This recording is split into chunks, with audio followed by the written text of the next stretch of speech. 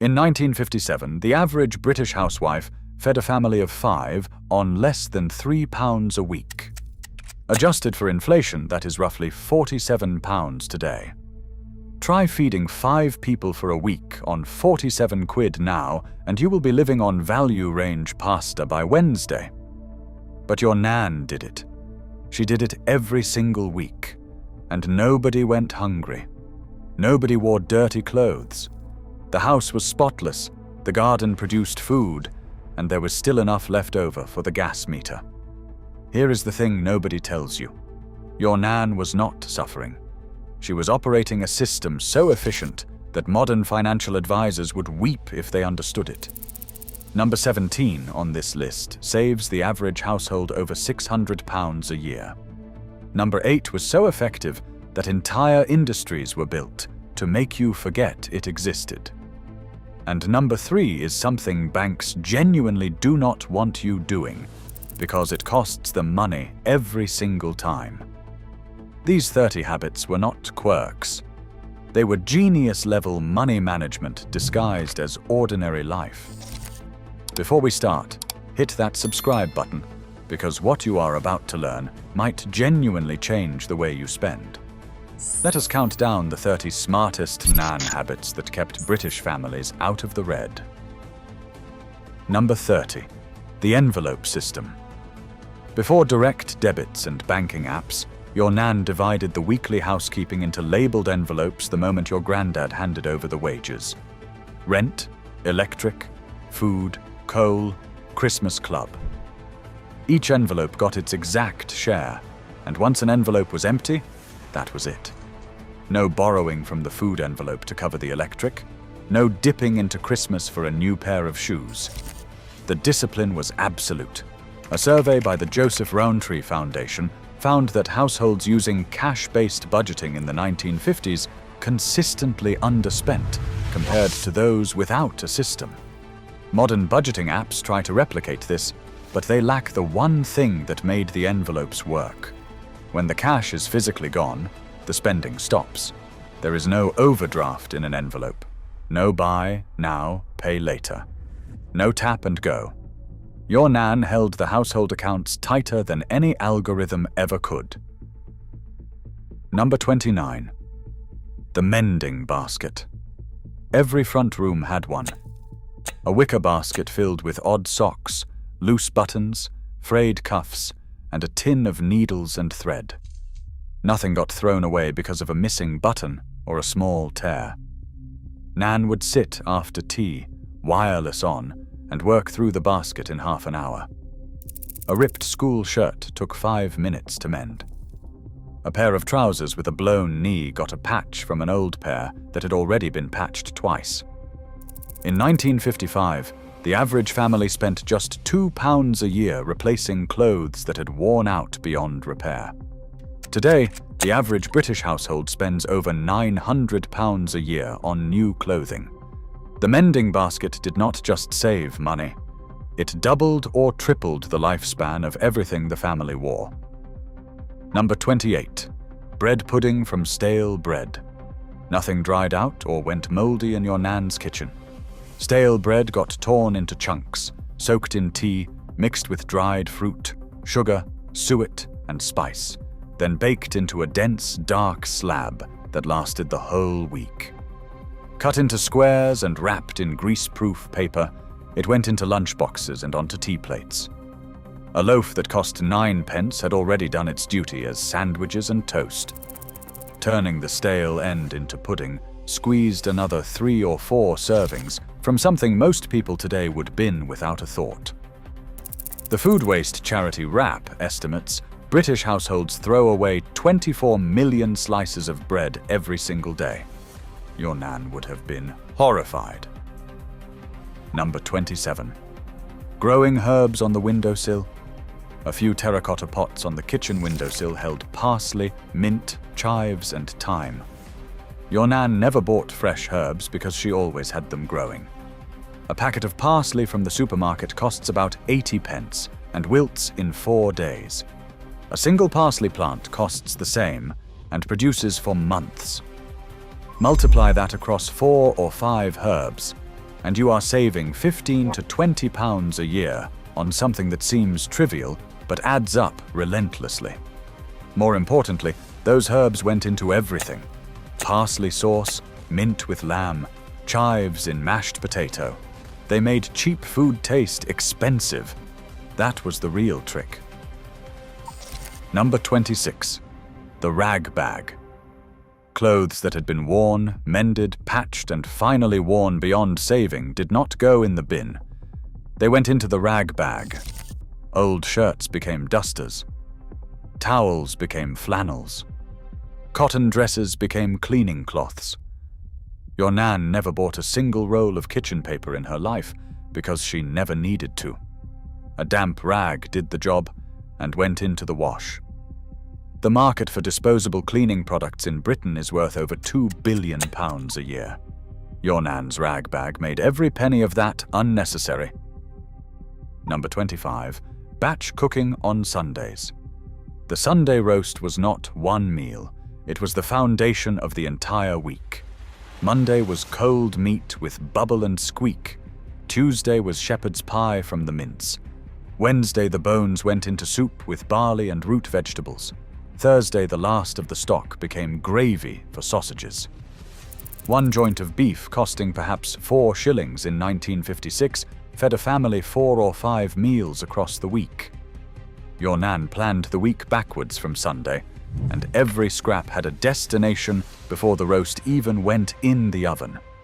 Modern meal prep influencers act like they invented this. They did not. They just put it on Instagram. Number 24. Washing up in a bowl inside the sink. This looks eccentric to anyone under 40, but the logic was watertight. A washing up bowl uses roughly half the water of filling the entire sink. Over a week, that is 14 to 20 liters saved. Over a year, thousands. When water was metered and every penny counted, that bowl was not a quirk. It was arithmetic. Your Nan also used the leftover washing up water to rinse the draining board and wipe down surfaces. Nothing got poured away until it had done at least 2 jobs. Number 23. Darning socks. A wooden mushroom and a needle were all your Nan needed to add months of life to a pair of socks. She would stretch the worn heel over the mushroom and weave new yarn across the hole in a tight grid pattern, creating a patch that was sometimes stronger than the original sock. A pair of decent wool socks cost about 1 shilling and 6pence in 1955. Darning them took 15 minutes and cost nothing. Today, a pair of socks costs £3 or £4 and gets thrown away the moment a toe pokes through. The V&A Museum estimates that British consumers discard 350,000 tons of clothing each year. Your Nan would not have contributed a single sock. First pattern break. Here is where things start to get properly clever.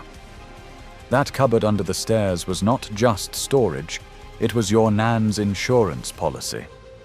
She kept a rotating stock of tinned goods, dried pulses, and long-life staples bought in bulk when prices dropped. Tins of baked beans at 2pence off? She bought 12. Dried lentils reduced at the market? She took the lot. This was not hoarding. This was strategic purchasing. By buying at the lowest price and consuming from stock, she effectively gave herself a discount on every meal for the rest of the month. Supermarkets now call this pantry management and sell courses on it. Your Nan just called it common sense. Number 21. Making stock from everything. Chicken carcasses, beef bones, vegetable peelings, even prawn shells. Nothing left the kitchen without giving up its flavor first. Your Nan would simmer bones and scraps in a big pot for hours, strain the liquid through muslin, and store it in old jam jars. That stock went into soups, gravies, risottos, and stews for the rest of the week. A single chicken at 3 shillings and 6pence yielded the roast dinner, 2 days of sandwiches, and a week's worth of stock. Today, a carton of fresh chicken stock costs £2.50 at Sainsbury's. Your Nan produced the equivalent of 8 cartons from scraps she would have otherwise thrown away. That is £20 worth of stock from kitchen waste every single week. Number 20. The weekly shop on the same day at the same time. Your Nan did not browse. She did not impulse buy. She went to the same shops on the same day, at the same time, with a list written in pencil on the back of an envelope. She knew exactly what she needed, exactly what it cost, and exactly how much was in the purse. Retail psychologists at the University of Bangor found that shoppers who deviate from a planned list spend on average 23% more per trip. Your Nan never deviated. The list was sacred. Simple as that. Number 19. Vinegar for everything. 1 bottle of white vinegar sat under every Nan's sink, and it replaced a dozen modern cleaning products. It cleaned windows, mirrors, lime scale, kitchen surfaces, removed drain odors, and even worked as fabric softener. A 2-litre bottle of white vinegar costs about 60 pence and lasts weeks. The average British household spends roughly £160 a year on cleaning products. Your Nan spent perhaps £4 on vinegar and a box of bicarbonate of soda, and her house was spotless. The British Cleaning Council confirmed in 2018 that vinegar is effective against most common household bacteria. The cleaning product industry would rather you did not know that. Number 18. Turning collars and cuffs. When a shirt collar frayed on the outside, your Nan did not buy a new shirt. She unpicked the collar, flipped it over, and stitched it back on with the worn side hidden against the neck. The same trick worked for shirt cuffs. This doubled the life of every good shirt in the wardrobe. A decent shirt cost about 15 shillings in 1960, nearly a full day's wages for many workers. Turning the collar bought another year of wear for the cost of 20 minutes and a needle. The textile industry would collapse if everyone still did this. They need you to throw things away. Your Nan refused. Number 17. Meal planning from the reduced section. Your Nan did not see reduced yellow stickers as embarrassing. She saw them as an opportunity. She knew exactly when her local shop marked down perishables, usually late afternoon, and she planned meals around whatever was cheapest. A pork chop reduced from £2 to 50 pence? That was Wednesday's tea sorted. Mince at half price? That was Thursday's bolognese. A study by the University of Sheffield in 2019 found that households who regularly shopped the reduced section saved an average of £640 a year on groceries. Your Nan was doing this decades before anyone thought to study it. She did not need a university to tell her that cheap food still tastes the same. Number 16. Newspaper for everything. Before cling film and kitchen roll invaded every drawer, newspaper did the work of both. Your Nan wrapped fish and chips in it, lined the kitchen bin with it, used it to clean windows with a splash of vinegar, and stuffed it into wet shoes to dry them overnight. She used it to ripen green tomatoes, protect frost-tender plants, and light the fire. A newspaper cost about 2 pence, and then worked for another week after she had read it. Modern cling film costs £3 a roll and goes straight in the bin after one use. Newspaper was the original zero-waste product, and it cost practically nothing. Second pattern break. Now here is where the savings get serious. Your Nan never threw away soap. When a bar got too thin to hold, she pressed it onto the next new bar, wetting both surfaces until they fused together. Some Nans collected soap scraps in an old stocking and used that as a washing cloth. A bar of soap cost about 4 pence in 1958. By fusing scraps, she got an extra 3 or 4 washes from every bar bought. It sounds small, but over a year with a family of 5 all bathing daily, that was the equivalent of 2 or 3 free bars. The habit was about something bigger than taupe. It was the principle that nothing gets wasted while it still has use.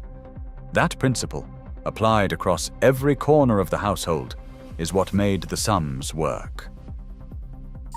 Number 14. Growing vegetables in the back garden. Even a tiny patch of garden produced potatoes, runner beans, lettuce, and tomatoes from spring through autumn. Your Nan did not see the garden as decoration. She saw it as a food source. A packet of runner bean seeds cost 3pence in 1960 and produced enough beans to feed the family for weeks. The Royal Horticultural Society estimates that a 10 by 10 foot vegetable plot can produce £300 worth of food per year at today's prices.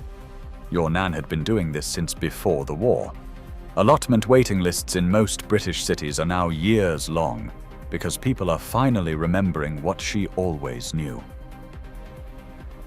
Number 13. Reusing wrapping paper and string. Every birthday present was unwrapped carefully. The paper was folded, smoothed out, and stored in a drawer for next time.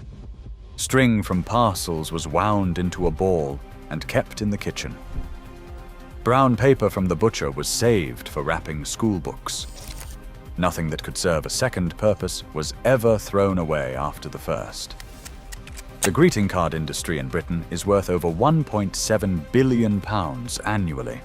Your Nan sent the same cards back and forth to her sister for 40 years, with a new message written inside each time. Number 12. Cold water for stains. Before Vanish and Stain Devils, your Nan had a simple rule. Blood, grass, and food stains go in cold water immediately. Never hot. Hot water sets protein stains permanently. Cold water loosens them. She would soak the stained garment in cold water with a pinch of salt, then scrub with a bar of green fairy household soap. It worked every time. A bar of household soap cost 4pence. A modern stain remover costs £3 to £4 and does not work half as well on set-in stains. Hospital laundry staff still use cold water first for blood stains. It is not a grandmother's tale. It is basic chemistry that the cleaning product industry would rather you forgot. Number 11. Saving and reusing cooking water. When your Nan boiled potatoes or vegetables, that water did not go down the drain. Potato water was used to thicken soups and gravies because the starch made them silky without needing flour. Vegetable water went into the stock pot, or it was cooled and poured on the garden as free fertilizer. The nutrients from boiled vegetables, potassium, calcium, and iron, went straight into the soil and fed next season's crop. Your Nan was running a closed-loop food system decades before the term existed. She just called it not being wasteful. Number 10. The one-in, one-out rule. Your Nan did not hoard. When something new came into the house, something old went out. A new towel meant the oldest towel became a rag. A new coat meant the old coat went to the church jumble sale.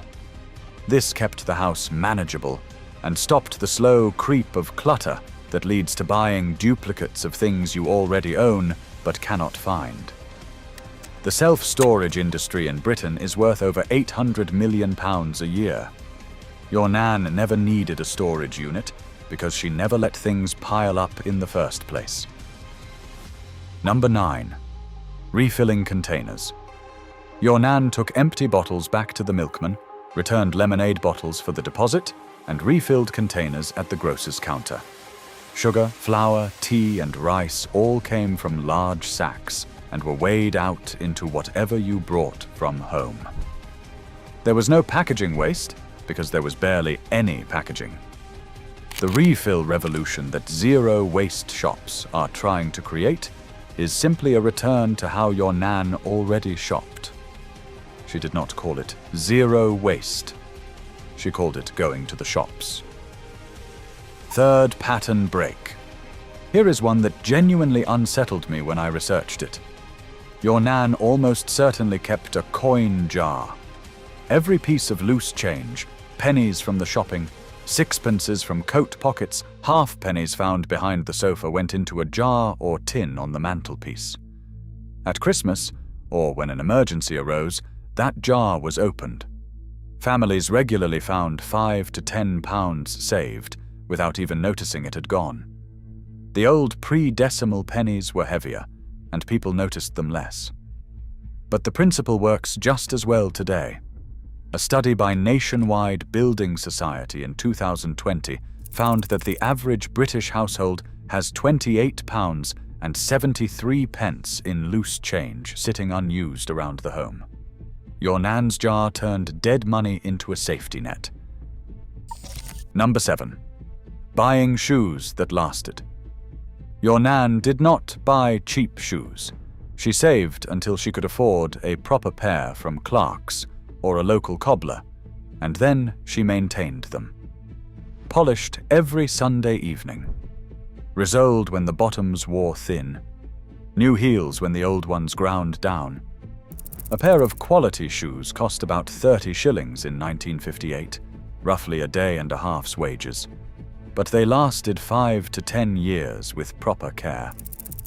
Today, the average Briton buys 4 to 5 pairs of shoes a year, at an average cost of £42 each. That is over £200 spent annually on shoes that last a season. Your Nan spent the equivalent once, and got a decade. Number 6. Making jam and preserves. When fruit was cheap and plentiful in late summer, your Nan spent weekends turning it into jars of jam, chutney and pickles that lasted through the winter. Plums from the garden, blackberries from the hedgerows, marrows from the allotment. All of it was preserved while it was free or nearly free, then eaten for months when fresh fruit cost a fortune. A pound of sugar cost about sixpence and could produce 6 jars of jam. Today, a single jar of quality jam costs £2 to £3. 6 jars from your Nan's kitchen cost barely a shilling and tasted better than anything Hartley's ever produced. Number 5. Sharing with neighbors. This was not charity. It was economics. Your Nan lent eggs to the woman next door, knowing she would get a cup of sugar back on Thursday. She swapped runner beans for rhubarb, lent her mangle, and borrowed a stepladder. This informal exchange network meant nobody needed to buy everything. The community functioned as a cooperative without any membership fees. Economists call this the sharing economy. Silicon Valley thinks it invented it with Uber and Airbnb. Your Nan was running a sharing economy over the garden fence in 1953, and nobody needed a smartphone to make it work. Number 4. Heating one room. Your Nan did not heat the whole house. She heated the front room where the family gathered, and everyone wore jumpers everywhere else.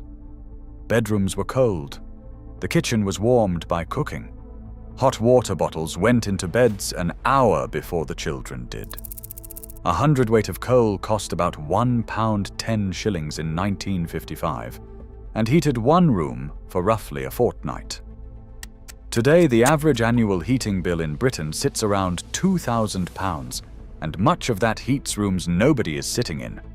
Your Nan would have turned the thermostat down, closed the doors, and saved £1,000 without anybody noticing.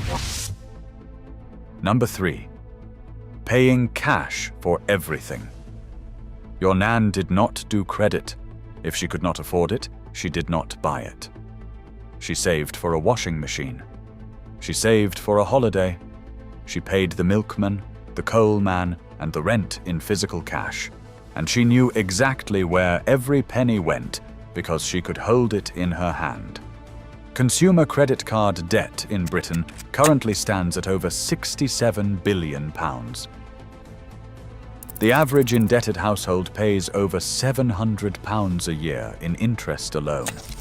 That is £700 a year for the privilege of buying things you cannot afford yet.